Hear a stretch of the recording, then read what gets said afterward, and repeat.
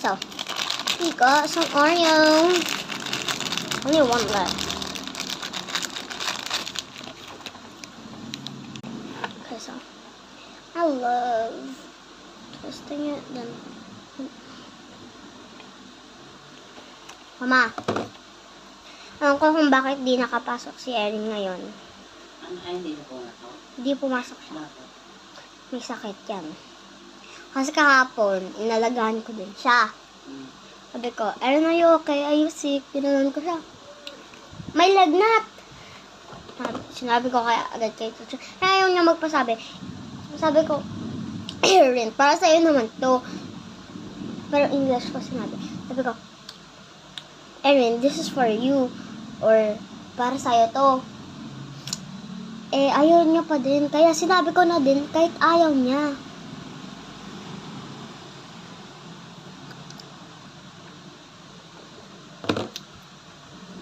Sana tinignan din ni teacher. Tiningnan nga din ni teacher. No, nilagnat nga. Ang lagnat nga, mainit. At saka, last subject na namin yun, ha? Kailan kanina, bago mag-lunch.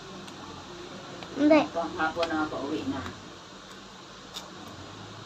Hindi. Pauwi nga na subject.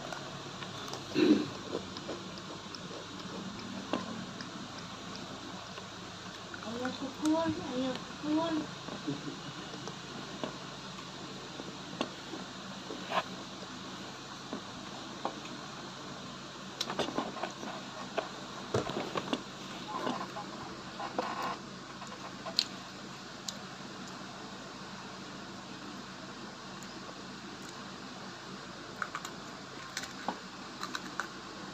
Ano sinasabi ni Johan?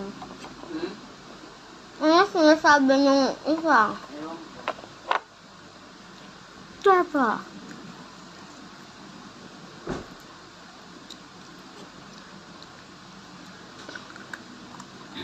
Huwag tayo bumili, busog ka na. Pili pa tayo. Wala tayong baraya dyan. Ano na kong pera?